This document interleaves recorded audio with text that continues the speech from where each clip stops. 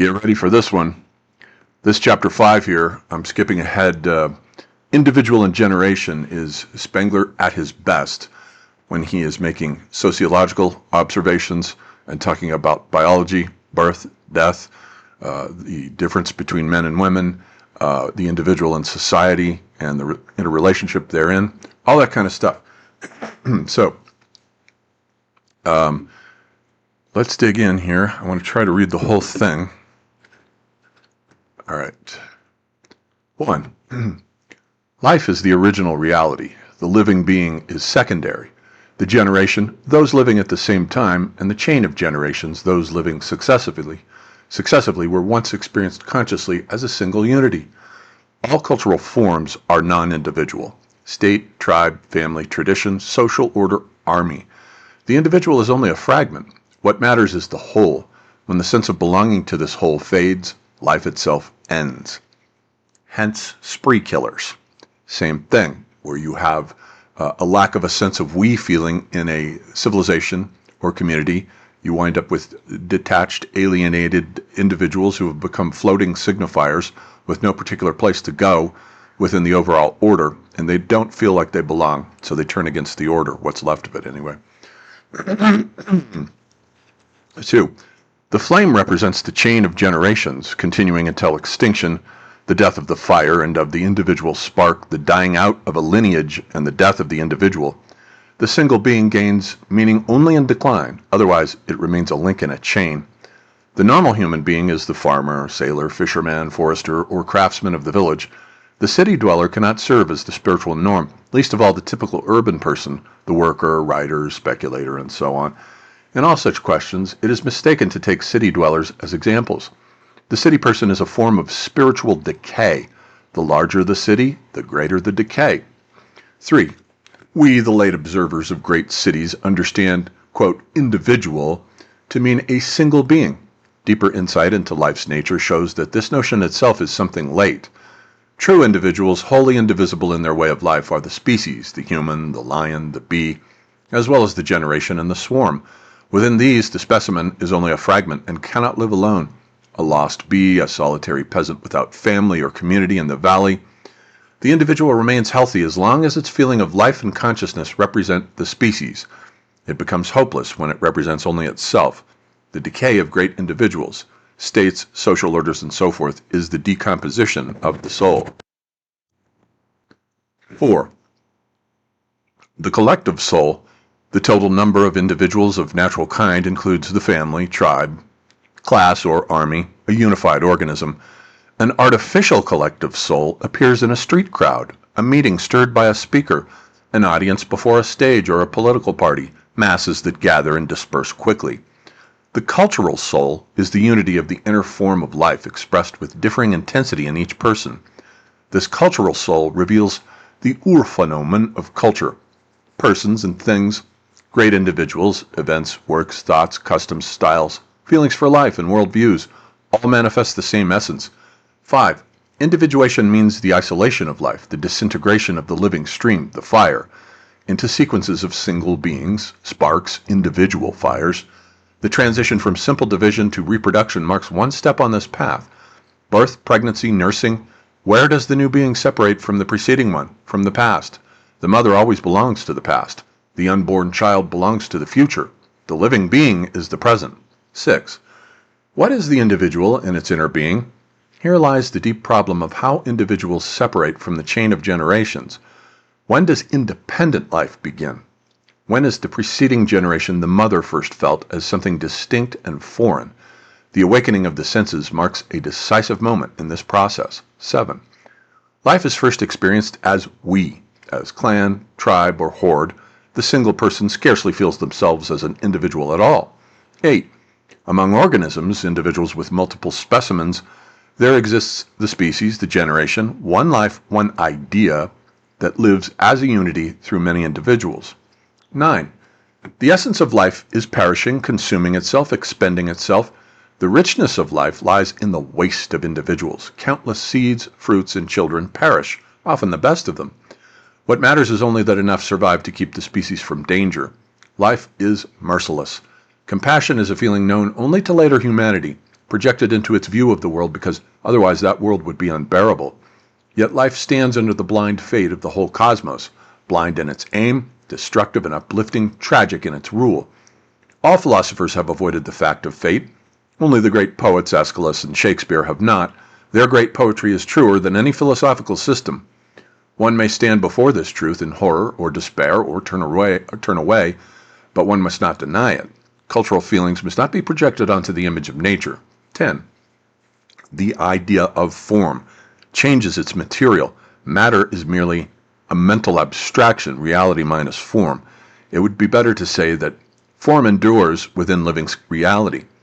There are not only forms of being, but also of happening, of situation, such as the form of the oak, of feeding, mating, posture, head carriage, arm movement, flight of a bird, gait, noble walk, creeping, or fighting stance. There are both typical and atypical forms. The primordial phenomena, Urphänomen, is reality in which an idea of form appears with exceptional purity to the senses, where it unites with human wakefulness through color, sound, and so on. Were the eye not sun-like, it would not be able to see the sun. That's from Goethe. The delight in the perfection of this union is called beauty, a metaphysical kinship between it and I. In the individual, the meaning of the species concentrates not in the sequence of individuals.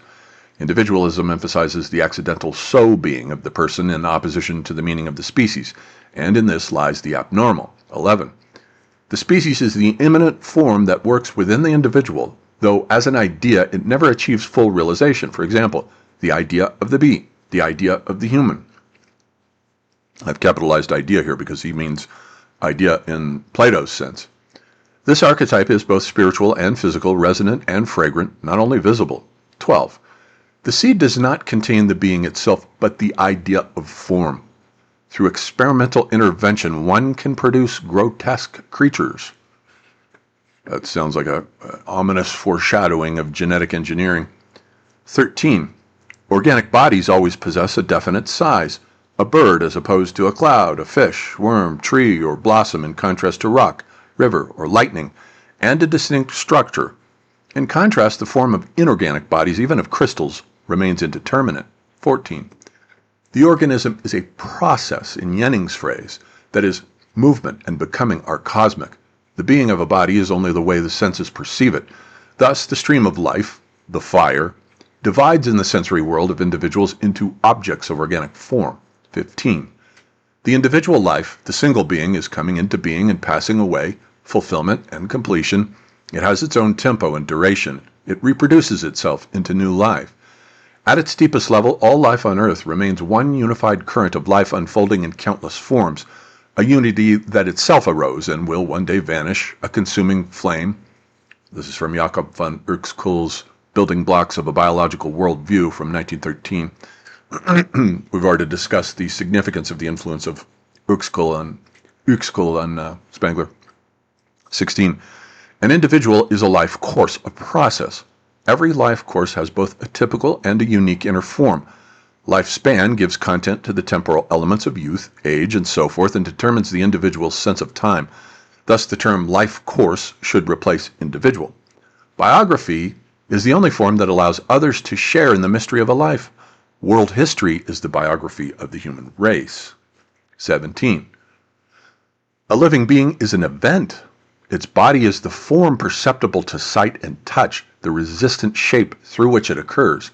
Its soul is the form through which it perceives itself. The true living being is the chain of generations within which each specimen forms only one link. The stream of life passes through them.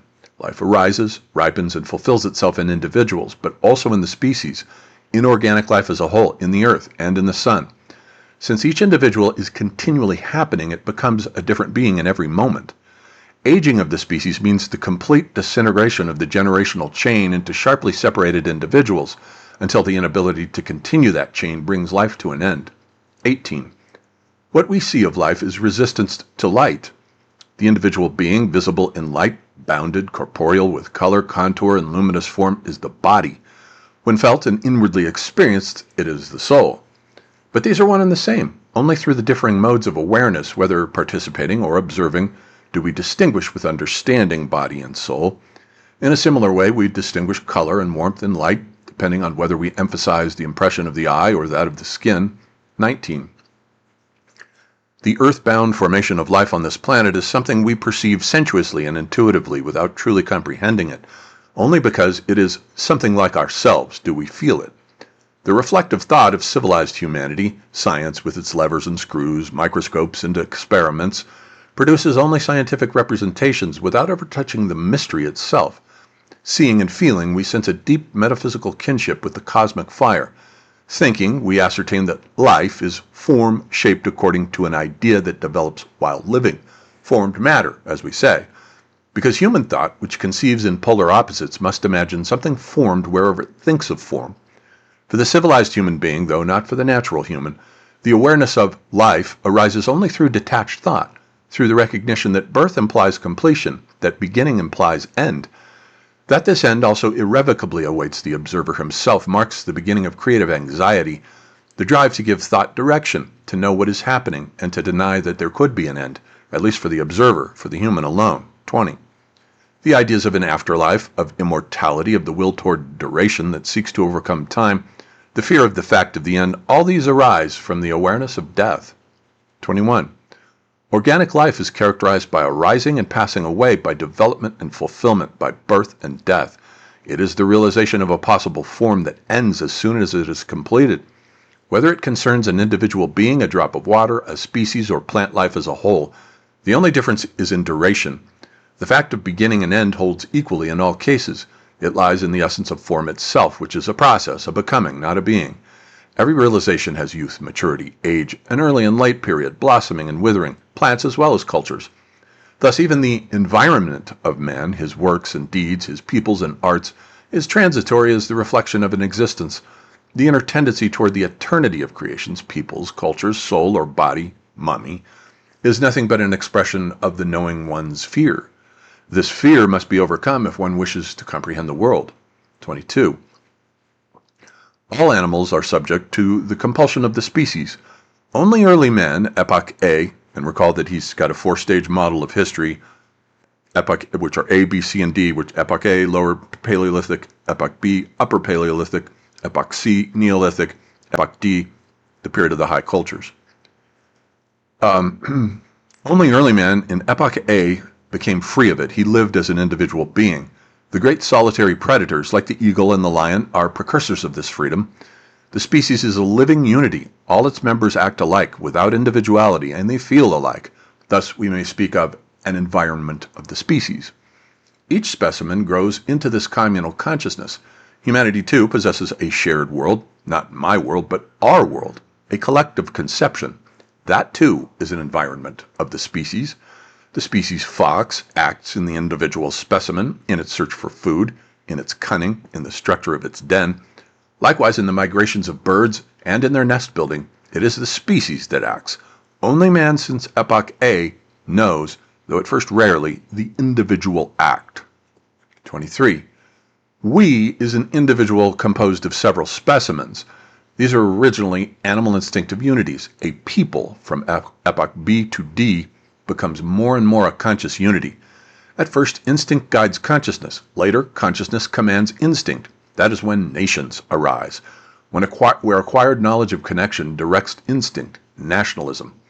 Nation and church are connections too vast in both space and time to be comprehended and thus naturally experienced. The lived unities are small, district, clan, pack, where everyone knows one another and can survey the territory. 24. The we soul exists of itself. The herd lives collectively. It gathers either out of the urge to act and attack, or from fear of solitude in danger. Moments of panic still today create a we soul from a sum of individuals seized by it. 25. The swarm is originally the stronger life unit in contrast to the individual. Each single being feels, wills, resists, and attacks as an exponent, a limb, and an organ of the whole. Thus language also arises. The we creates grammar and vocabulary instinctively. As all tribal individuals utter the same sounds for the same things, there exists a connection of wakeful consciousness among the individuals of the tribe. 26. Instead of individual being, one should better say individual life. A mass soul forms in crowds. or when an audience, an assembly, is momentarily unified into a single soul by a speaker. The soul of the species, of generations, family trees, is enduring. The blossoms of a tree are, like the individuals of a lineage, short-lived. 27. Life is generational, spirit is individual. With the freely moving animal, generations lose their anchoring in the common earth. From then on, the chain of generations increasingly breaks apart into single beings. The core weakens within the individual. The outer layer grows strong. The outer layer, remember, is the senses and the intellect. The core is basically the soul. The microcosm is a dying spark separated from the greater fire of life. The individual dies because it is born. The generational current flows on. In the individual, the chain of generations dies at last. 28. The chain of generations is also a symbol of time. The longer the individual life lasts, the slower is the tempo of life, of time. 29. Life is sown in vast extravagance. The individual does not matter. Only the lineage seeks to endure. The flame, not the spark. That the individual takes itself to be important is a late urban condition. Even the true peasant still lives for his lineage. Individualism is a symptom of the aging of the collective soul, pathological, sterile. The healthy microcosm lives as heir of ancestors and ancestor of heirs. 30. Fatigue of the race. All specimens and the parent organism die simultaneously. The species is an individual expressed in multiple examples. Through sexual reproduction, division must occasionally be interrupted to renew and refresh the species. 31. Courage, will, and tendency express individuality, whether in a single being or in the collective we as a unity. Fear, by contrast, reflects the urge to abolish the separation of the microcosm from the macrocosm, that is, to dissolve individuality and solitude. In fear, animals huddle together. Children cling to their mother's skirts and wish to sleep side by side. Longing, tendency, and attack belong to the essence of the individual. Fear and flight deny the individual as an independent microcosm within the macrocosm. 32. Spiritually, the individual, the single specimen, is solitary and fears its solitude. Community is the search for a we born of fear. The spatial feeling of fear means being alone in space and striving toward we within space. It exists purely in the present, without time. Space is the solitude of soul and counterworld, of microcosm within macrocosm. Counterworld and present belong together. The sense of time is longing, directed from past to future without spatial extension. Goal and will are related. Fear drives the selves toward unity, seeking to dissolve individuality. The superior strong-blooded person, however, wills to be I, not we. Chosen solitude is courage before the suffering of the world, yet never a surrender into the collective. And man, is that the truth. 33. The bolder the life, the stronger its I. The northern spirit values solitude, distance from others, and clear separation between ranks. Individualism says, my world is not your world. 34. Even among animals, there are conflicts between individual and group, I and we. Every herd contains both well-formed and inferior specimens. Pride and independence and aversion to it arise from the instinct of inferiority, where quantity seeks to replace quality.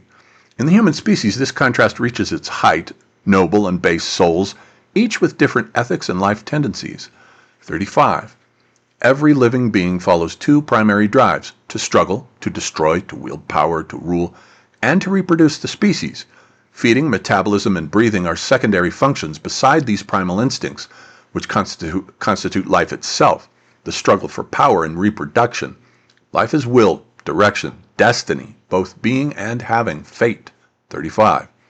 The soul is the center of the living being, a mystery, inexplicable yet felt by other souls. 36. Early lower forms of life are continuous fire, undivided into generations, reproducing by fission, and thus living eternally without true birth or death. I take it he's talking about the asexual reproduction of bacteria. Warm-blooded creatures, life akin to the sun, live intensely. They are late and tragic forms of life. 37. I soul and we soul share a cosmic nature continuing through generations. The microcosm is a self-awareness that, each time anew, ignites itself from the enduring macrocosm. Individuals, species, and so forth are seen as bodies in space, but experienced as beings, older, younger, similar, alien, or hostile in relation to oneself as father, son, or crowd, as loved, hated, or indifferent. 38. The chain of generations belongs to the cosmic streams of existence. The community of the present moment is a connection of wakefulness among microcosms within the macrocosm, existing only in the present. The chain of generations extends from past to future. The generational chain is a temporal we. The community of the present is a spatial we. 39. Soul is the mystery, not a concept, but a word for the unthinkable, in every freely moving individual being. Yet each lineage or succession of generations is also an individual. There are souls of lineages, races, and cultures. 40. As long as life sustains itself through division or budding, it forms, in a sense, one body manifest in various specimens. Whether the new branch detaches or not is secondary. But with the miracle of fertilization and conception, a new being arises as a distinct creation confronting the old one. Here begins individuality, the single being and its separate life. From now on, the individual life is no longer the continuation of the former, but something new, newly shaped under the mysterious influence of heredity in both soul and body. 41. The idea of the single being coincides with the separation of generations through conception and birth, male and female. The vegetative plant-like type of pairing, the female element, continues the form of division. What is new is the animal type of the male, which gives the process the character of new creation. From this moment on, the younger generation, the child, is something new. The inner form is recreated each time. Only the cultured human feels and knows this ever more deeply. The stages of life that follow conception are childhood, long in humans, never wholly ended, youth and vitality, the ability to procreate, and old age, beyond fertility, wisdom, experience. Vitally speaking, old age holds little value. Yet in culture, in the life of spirit, youth has power without wisdom, age, wisdom without power. Hence, counsel belongs to the elders, as expressed in the terms senatus and gerousia. 42. The fact, the miracle of conception and birth is also the fact of the individuation of the single being, which becomes a world of its own. Only from here onward does the microcosm truly exist within the macrocosm. Beings produced by division or budding remain inwardly limbs of the total organism. Here for the first time the whole becomes only the sum of individuals. Individual life now outweighs collective life. The idea of the species is newly realized in each individual. From this point on, death ends a life. It is no longer the dying of parts within one great being, but the ending of a single life. With birth and conception, death acquires pathos. 43. The beginning of the separation of the sexes. What does it mean? The receptive, resting, vegetative element is the essence of life itself. The fertilizing, generative, mobile, animal element introduces the new. The plant is in itself female. It produces the male element within itself in the stamens. Thus, the original living being is female. Only gradually did male types evolve, and they are born of the female. Development continues so that the female current of life, the genealogical stream, remains while male types play the dominant role in existence. Hence the world, the community of male beings, treats the feminine as accessory. The male is mobile, animal in nature, opposed to the vegetative feminine. Its outer form, limbs, senses, understanding dominates over the inner core. 44. The feminine is the life current itself, which receives its power from the masculine. The masculine gives, but stands outside the stream. This is like Joyce's idea in Finnegan's Wake of all the rivers in the world having female names, and he calls his river Analivia Pluribel, which is the same thing as the Hindu conception of Shakti. Shakti is the female energy that powers the universe, and each one of the Hindu deities has his or her own Shakti. Vishnu's Shakti is the goddess Lakshmi, who is the goddess of luck.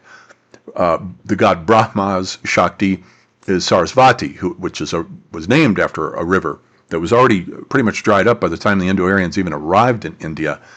And let's see, Shiva's Shakti is the goddess Parvati, whose Vahana, her vehicle, is a tiger. So she's a manifestation of the ancient lion goddess which was Inanna originally in Sumer, and even way back before that in the Neolithic, we've got leopard goddesses and so forth. Lana Del Rey, the American pop singer, does a wonderful job with this, with her music video for her great song Born to Die, where she shows herself on a throne with two tigers, one on either side of her. Just like originally Inanna had two lions, one on either side of her, and Cybele had two lions to pull her chariot. So all of this is very consistent. So basically that's what my footnote says here, footnote number 23, or endnote rather. 45. The miracle of procreation, the eternal primal mystery, flashes forth in the trembling of union. It appears absurd to the observer or scientist, but only because of the irreverent gaze. All living nature is an unceasing current of generation. 46. The term pairing expresses the essential truth. Two beings create a third. Generation is the union of two flames. At the summit of life's energy, a new flame is kindled. 47. There are two theories of inheritance: preformation and epigenesis of the germ cell, hereditary type or new formation of the specimen. Spemann's experiments. Hans Spemann was a biologist in the 1920s who, along with his soror mystica, you might say, which would be the alchemist's female equivalent, assistant, let's see, what was her name? Hilda Mongold, I think it was, discovered how to create in the embryo of a newt, how to manipulate it in such a way as to create a pair of twins, newt twins. And so that was a major event in biology. And so in a sense, one's Shakti, the Shakti of all the Hindu gods, it's basically the same thing as Jung's concept that the male unconscious is the anima. It has a female character, just as the female unconscious, the animus, has a masculine character. Same thing as the alchemist and his soror mystica, as Jung points out in his various books on alchemy. Okay, 47, up here he says, my view, formation of the individual occurs anew within the stream of generations, a new creation of individual life. I might take those words out, my view, they don't seem to make sense there.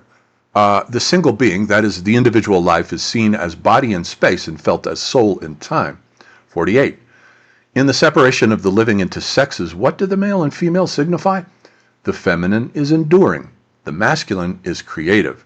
The ovum continues life. The sperm introduces something new. He says here, he's got this right, where he's talking about the feminine is enduring because originally the sun was originally the sun goddess, and that's the older conception, whereas the masculine was the rising and falling of the phallus, of the vanishing male, as William Erwin Thompson used to call it, that rises and falls, like the ziggurats rise and they fall, the pyramids rise and they fall, the skyscrapers rise and they will fall. On 911, we saw one demonstration of that. So the male is associated traditionally with the moon. Der Mond, that's masculine in German. Die Sonne, that's feminine.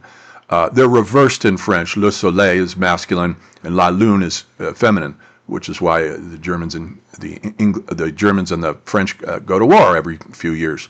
They have two completely different cosmologies. 49.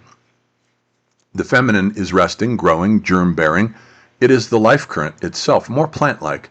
The masculine is mobile, generative, an accident, more animal in nature. Tropical races, resting in warmth and closer to nature, are more distinctly feminine. The northern type, struggling against the cold and hostile climate without the sun, is more masculine. Individualism is masculine. The solitary fighter in the northern polar life-resistant world. The collective is feminine. The multitude in the sun-drenched southern climate.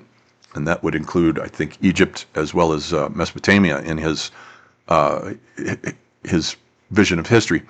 The matriarchal symbol is the resting clan. The patriarchal symbol, the struggling individual.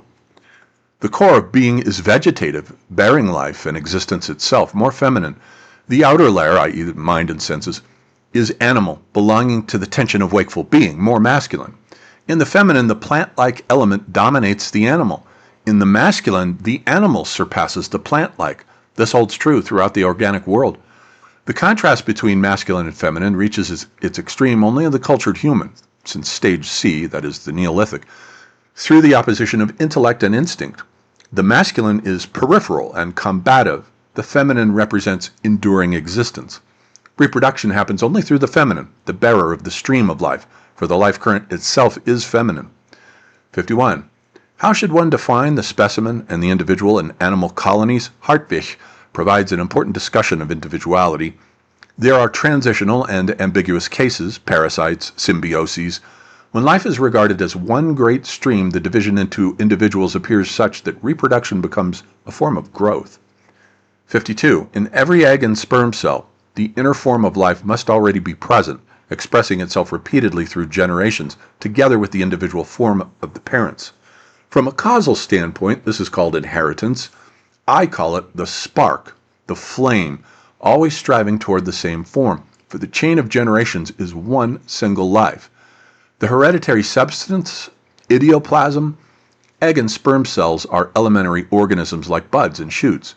Generation is a specific form of growth, a universal property of organic life, and thus of the elements of hereditary substance. Reproduction is a form of growth within the stream of life.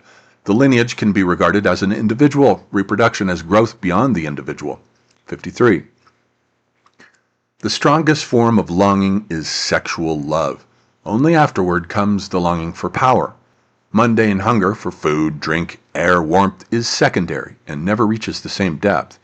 It is a mark of the shallowness of decadent urban races to elevate these trivial needs under the guise of hygiene, vegetarianism, or sport to the level of a worldview, and that's pretty much all the American worldview is. It's totally shallow and empty and has really not much of a future.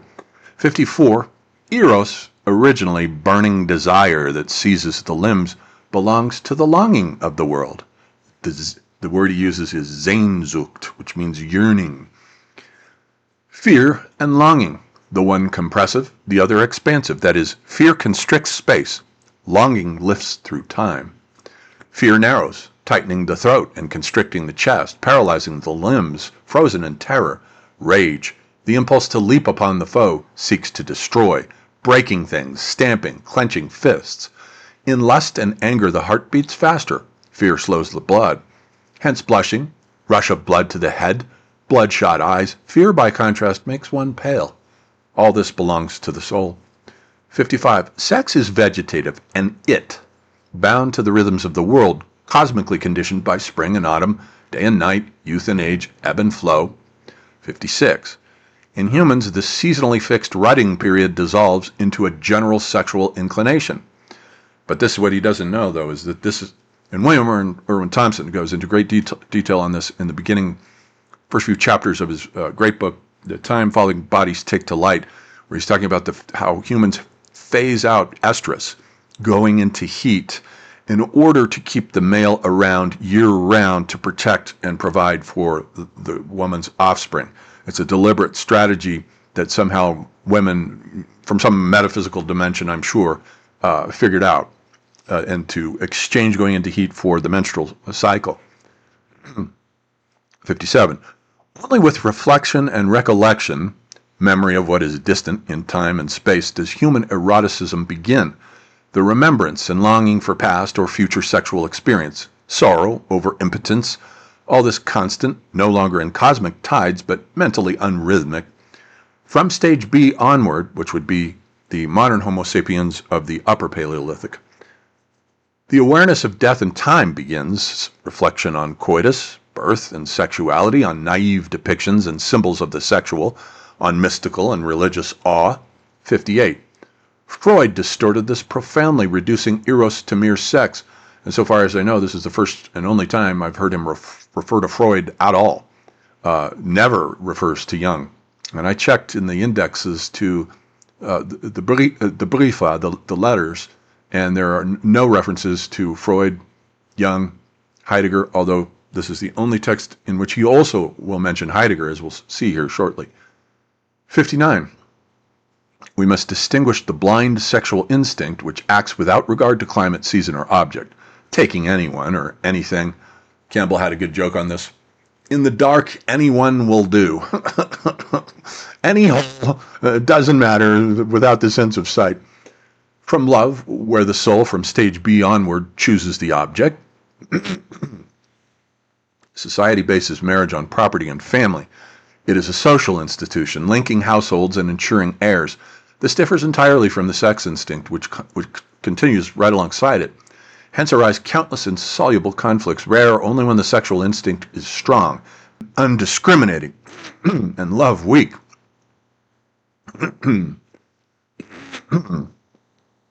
60. The female animal is perceived through sight, sound, and above all, scent. 61. The scent of the female in heat attracts the male. Primitive desire for food, coitus, killing, pleasure in various forms, responds to sensory stimuli through smell, sight, and hearing. The Venus of Willendorf reveals the primitive ideal, a fat woman with full breasts. The love ideal of high cultures, however, is spiritualized, refined, and sublimated through clothing and restraint. And not only that, but the distinction between the fat Paleolithic mother goddess with no face is completely swapped out with the Sumerians, where the ideal is a very thin, as thin as our models are, goddess, Inanna, who has small breasts and a very clear and distinct face. And she does not have any offspring. She is the goddess only. She's an urban goddess, in other words, only interested in sex. The path from primitive to cultured humanity leads from the natural eros of nearness to the spiritual eros of distance, from indiscriminate lust to conscious, refined choice, especially in Western Faustian civilization, where the whole myth of Tristan and Isolde is about love for a specific person, this specific individual. No one else will do. And that's a Western thing that really is a Faustian thing, even more so than a classical. In the cultural human, primitive sexuality is overlaid by social form through symbolic limitations, such as marriage and exogamy. Thus emerges the eros of distance, yearning, sentimentality, the impossibility of fulfillment, and the tragedy of unhappy love, signs of an ever greater spiritualization of love. That would be the myth exactly of all the sort of Tristan and Isolde romances, the Arthurian romances, and so forth, all the yearning and Sehnsucht of the knight, Lancelot for his Guinevere, who seems to be forever out of reach. And that may have come up through Spanish Arabic literature, where they've got the myth of Layla and Majnun, which Eric Clapton wrote his famous song Layla about, that may have set the prototype for Tristan and Isolde, and may have somehow migrated from the Middle East across North Africa up into Spain, and then on into Eleanor of Aquitaine's France in the 12th century, which is right about where, from 1180 to 1210, all the Arthurian romances flourish, until they migrate to Germany. 62. With the division of life into two sexes arises the rhythm of procreation, the year. In nature, mating occurs at a definite season. Only the cultural human and certain domestic animals, under unnatural living conditions, know lust as a permanent drive. Here, rhythm, the meaning of mating, is lost. 63. Sexual reproduction. Lust is fire, heat. It kindles a new flame of life. Lust is the glow that cools in old age. Only the human places the center of life in an age beyond procreative heat. Only in the elder lies spirit and wisdom. Animal individuals end when their fiery fertility fades, their purpose is fulfilled. 64. Only the cultural human places the center of life, judged from an animal perspective, in old age, that is beyond the periods of sexual intensity. In the cultural stages C and D, opinions about the old oscillate between contempt and veneration. Culture is a creation of the soul beyond the period of mating. Life is not sexual life, but cultural life. Spirit matures later than sexuality. This maturity of the human type is unknown among animals. It begins only at stage B, with foreseeing and contemplation, and especially at C, the dawn of thought and speech. 65. A living being is, in truth, a life course. The being is not a thing, but a process. The specimen, separated by conception and birth from the great life stream of its species, is a small biography. 66. Birth is destiny. Through birth, the individual is released from the stream of life, cast into the world at a place at a time within an environment with a tendency toward realizing a particular form of life. As Goethe expressed in the Urworte, Daimon is the stanza that speaks of birth. Life is a flowing unity in many specimens, a single luminous flame from which countless transient sparks fly forth. The wandering spark in the world is the symbol of the individual soul. 67. The unique character of each being is destiny. Well, at least Faustian destiny, the destiny idea that comes out of the true Faustian myth, which has nothing to do with Christianity, is the myth of the individual as a metaphysically unique species unto himself. And the destiny idea, as Spengler talks about in Decline of the West, is that of Wirt, W-Y-R-D, which later becomes weird, as in the Weird Sisters of Macbeth, and is related to the German verb werden, for to become, as in Jung's description of the individuation process as Menschwerdung, becoming who you are and what you are. It has nothing to do with a consensus of a group. That's an Abrahamic Magian thing. It has nothing to do with Faustian Western European civilization. The unique character of each being is destiny, determined at conception by the influence of heredity, the fortunate hour, astronomical and meteorological circumstances, and so on. Birth decides the place and time, the century, the culture, the class, the family in which life unfolds. This character, shaped by conception and birth, struggles with the circumstances of life. It can flourish, wither, or be broken, but it never changes. History is the unique. Biography is the private history of the individual. 68. Instead of so being, so sein, better to say character or physiognomy. Everything that exists has its distinct face. Nothing ever appears twice. The abstraction of what is enduringly possible, the formula of the identical, is not reality, but a product of intellect impressed upon the image of reality. The essence of a being reveals itself only through its effects, through the way it lives, acts, and works, not through what it is in itself, which remains a mystery. The character of every real being, organic or inorganic, is known physiognomically, through its effect upon us or upon other realities. Thus the true poet and historian portray the character. Character is essence that manifests itself through action and effect. 70. Form equals character equals essence equals idea. The character of a landscape, a face, a movement typical of a species, the stealth of cats. And they love to ambush, too. That's, as Camille Paglia says, that's part of their form language. The hovering of falcons, an epoch, a work of art, a human being, all express the unique particularity of the individual. Character is individuality. And that's a perfect definition of how he uses the word physiognomy, not to refer to the so-called pseudoscience of trying to read a person's character from their facial characteristics. He uses it in a much broader sense to understand, almost to palpate the contours of the feel of a culture, a work of art, a soul, and so on. Completely different from the cause and effect systematist, looking for causes, not forms. Forms have no causes, they just are. That's morphology. The systematist abstracts something conceptual from impressions. The physiognomist contemplates and experiences the particular. Science and system seek the general, that which is common to all. History seeks the particular, the non-formulaic, the ordered sequence, the genetic and historical, the affective, the organically logical. Character is not merely formed, but revealed in the stream of the world. To characterize, this is the historian's task, to distinguish and compare facts, also the task of the great dramatist or epic poet. Character is the realization of the idea, the inner form, the unique so-being of every individual. 71. Only what is living possesses idea, that is, the creative tendency toward development from the possible to the actual, the genius. It is inexpressible, it can only be experienced. It lies in plants and animals, in all species and individuals, and in humans within all true forms of life, tribes, estates, peoples, arts, and modes of thought. Every trait of life, above all the unconscious, is the realization of the idea. The ideal, by contrast, is a conceptual mental goal, something spoken, preached, resolved, but never realized. An ideal is articulated. An idea, in the Platonic sense, with a capital I, expresses itself silently through historical manifestation as fact. 72. Idea, inner form, formative tendency, archetype. The idea of the plant, the animal, the clan, the culture, the solar system, the state, and so on, can be experienced only through intuition and perception, Goethe's Urphänomen, through rhythmic participation, receptive impression, empathy, and so forth.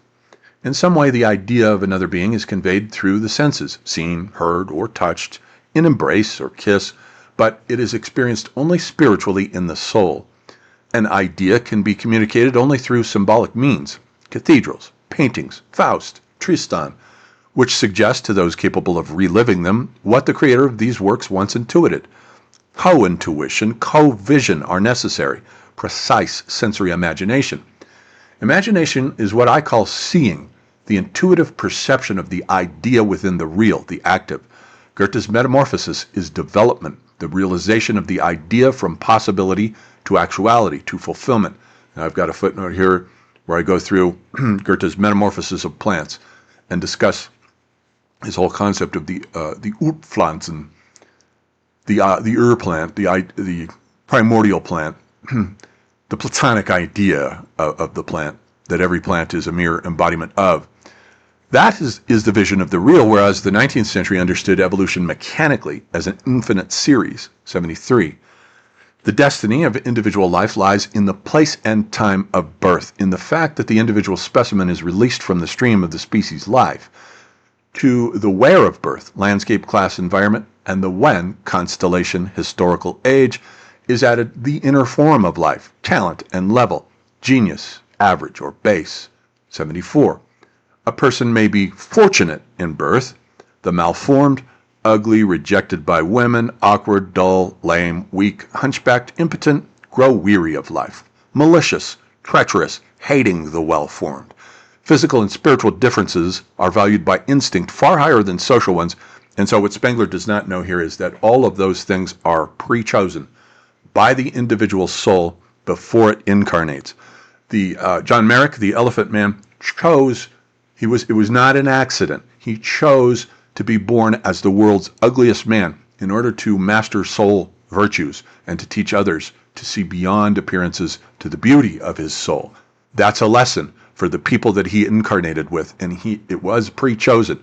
Your body is something you choose before you incarnated. Whether you chose to be a beautiful or an ugly woman, maybe you choose an ugly woman because you want to emphasize a mental life, not a social, erotic one, but you want to stay and work on your books, you might choose to incarnate then as a plain Jane, and so forth. And astrology confirms all of this. When you look at a person's chart, it matches the person's character. I've never had a client yet who said, that doesn't sound like me at all. Not one. 74. A person may be fortunate. Okay, so the revolutionary is a cripple of life. In every race, as among animals, there are well-formed and misshapen specimens. 75. Birth as destiny is what is given, what is fated. To this is added formation through life, the shaping of a character in the current of the world, something quite different from environment in the sense of the milieu theory, in other words, Darwin. These are the new destinies. The fated destiny of birth applies even to lower plants and animals. For the seed, the spot where it must germinate. For the butterfly, the place where it hatches. For the lion, the cage where it is born, because it chose to be born in that cage, because it wanted to learn what that experience on the physical plane would be like, what it would learn, what it would teach it. 76. The destiny of the individual being. Place, hour, and inheritance of body and soul. This is inner destiny, the endowment of conception. Then comes the struggle of life against outer destinies. Together these form what we call life. And here Spengler and I just depart completely from worldviews. His worldview is that the world is just a series of cosmic accidents. Your life is an accident. Everything's an accident. Oh, poor me. He likes to pout and sulk and feel sorry for himself, just like Schopenhauer. These are personalities who are not up to life, as Nietzsche would say.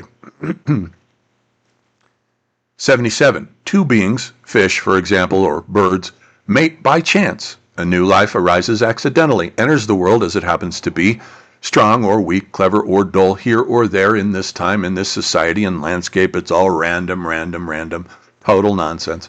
Life is the struggle between the inner soul and the foreign souls of the world, hopeful or hopeless, brave or cowardly. 78. The life of living forms passes away. Individuals, families, species, peoples all perish.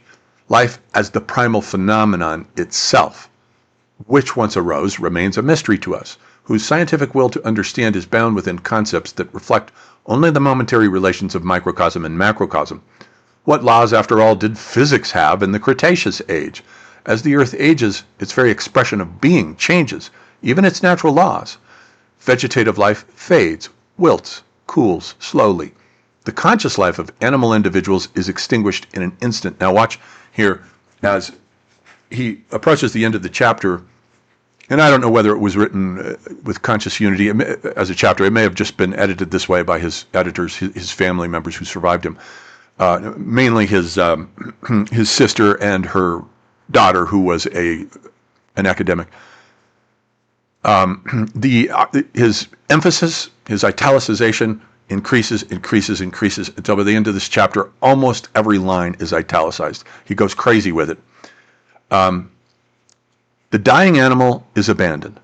When a mother animal defends her young, she is defending herself. The young one is part of her. If it dies, the dead young no longer matters. Plant death is the ending of the flame, the cooling of life. Animal death, and that of primitive humans, is the ending of will, of struggle, of the surrounding world that fades, and of triumph of soul. Plant death, the extinguishing of the consuming flame. Animal death, the sudden extinction of the soul, that is to say, the astral body, which leaves and goes into the astral plane just as it does every night when we go to sleep and dream. Only the cultural human knows conscious death. Since stage B, he sees it approaching with awareness. 79. In the visual image, which contains space, warmth, light, and form, death appears as coldness, extinguishing the end of the flame of being. In the corporeal sense, the sense of pressure, death appears as the decaying body, the end of the thing's being, no longer body. It is experienced as the end of the soul. Similarly, procreation and birth appear as the coming into being of a soul, of an act, or as the coming into being of a body, of a thing, in the visual and tactile world. 80. Life passes away just as it arises. Animals and early humans see it, but do not think it. Death becomes a conceptual experience only from stage B onward, when it becomes perceptible to intuition and contemplation. I doubt that. Neanderthals from stage A did bury their dead. They had some sort of a concept of it. As he starts talking about death and last things, watch the unleashing of the italics. 81. Somehow it's what Jung would say is a complex, a death complex within Spengler has been tripwired here. Death is first grasped through reflection. The animal fears the end, but what has just passed is instantly forgotten. Only when reflection on the deaths of others and anticipation of one's own does death become a dominating concept. The natural human, stage A and B, and the instinctual human do not constantly think of death like Indians, sailors, and others. Only the urban human, with his intellectual wakefulness, thinks of death incessantly. 82. The animal instinctively feels the end coming. It ceases to eat. It perishes. Others sense this with it and withdraw. Death, as opposed to mere perishing, exists only for humans from stage B onward. Only the human knows constant fear of death. The animal trembles only before present dangers. It grows uneasy when something incomprehensible enters its immediate world. Then come panic and blind terror. The possible future danger exists only in human thought, which has freed itself from the present. 83. Death is recognized ending. Children and savages perish without knowing what it is. Children fear ghosts and the unknown, not death, because they do not know what it means. 84. Consciousness, knowledge, foresight of the ends in stage B. That is the tragedy of humanity. Since then, the nameless fear lies over everything. Not only present, but possible, approaching, imagined danger torments human awareness. This reflective self-awareness of the individual about himself has created the entirety of culture as the soul's form of shaping life. Reflection begins out of the awareness of death, to ask about the meaning of life. In stage B, this appears only as wordless intuitions, rare, dark, heavy, as in the first years of childhood. Only with the early cultures, stage C, is it expressed and thought abstractly. Each of the three great early cultures found its own symbolic expression for it. 85. An animal does not experience death and does not commit suicide. It does not decide to starve. It is simply that life within it ceases to will. Dying and suicide presuppose thought, imagining, deciding, and acting. 86. Since animals do not comprehend death but only see dying, it is nonsense to speak of animal suicide. Starving in captivity is instinct, not decision. Suicide appears as a possible idea only with the comprehension of death. It has been common ever since. The death in battle is often an ideal suicide. So too refusing to survive shame, as with the Japanese, for instance, or the prisoner's death, who refuses obedience despite the threat of death. There are far more forms of suicide than the popular imagination recognizes: consuming oneself in grief, provoking an enemy to retaliation, neglecting one's own health. 87. Death is understood by language-bound thought as a past and future fact. Animals and non-thinking humans feel themselves ending without thinking the end. Only with the thought of death arises the thought of the afterlife and the before birth. With this, ancestor worship and belief in an afterlife become possible. 88. Only through reflection before and after death do dying and decay become a riddle of being and non-being, thinking and being. In thinking death, thought grasps non-being, and thus life as being. Esse equals percipi. To be is to be perceived, to be logically necessary. Death and life condition each other as conceptual necessities. Non-being, nowhere, is contrary to thought. It is unthinkable. Nothing cannot be thought or felt. Something is logically necessary. One can overlook, ignore, or exclude a something from thought, intentionally or not, but in doing so, it is there. To think nothing and not think about it, that is the distinction. Thus, with the thought of death arises the idea that life still is, even if it is no longer perceptible. 89.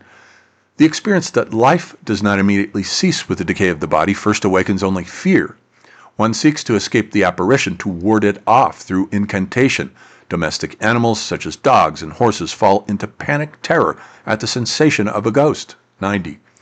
Only since the early cultures, stage C, has there been an ethos regarding life and death. The immortality of the soul is a concept that arises only within urban intellectual circles in the West, from the Nordic longing for duration, the will to power over the future, through descendants, through works, through the memory of heroes and monuments. The belief in immortality is but a pale abstract echo of this, an expression in the West of the will toward infinity. The world of the senses is too narrow for the Faustian spirit. It seeks to burst it apart through thought. 91. Goethe's gentleness of soul made him anxious about death, burial, illness, etc. Hence his thought emphasizes only development as becoming, blossoming, maturing, but remains silent about the necessary completion, the withering, dying, and passing away. Life and death are not opposites, but birth and death, or life and non-being, or not yet being. 92.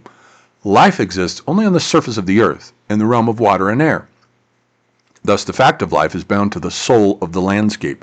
Hereditary substance is its thus being, Gestalt, what has separated itself as independent from the living form of the landscape. Yet in actual life, heredity, the soul of the chain of individuals, and the soul of the landscape are always in contact and tension with one another. Nature acting on the soul is the tendency of the landscape toward the individual. Nature is both within and without. Race is a continual struggle between the two. A strong race means strong resistance to the soul of the landscape, but also deep connectedness with it. City dwellers have weak race and weak connection to the landscape. 93. Race is the expression of life in the sequence of generations, the species as an individual in several specimens, and also the expression of landscape, place, time, environment. The peasant, hunter, and horseman types are expressions both of a certain stream of life and of a particular landscape, field, forest, or steppe. There are cultural and natural races, urban, mountain, plain, and coastal races, polar and tropical racial traits. Immigrants and conquerors adapt themselves to the native type of a land. Acclimatization. 94. Instinct belongs to the soul of the lineage of the whole being. Intellect belongs to the soul of the individual being.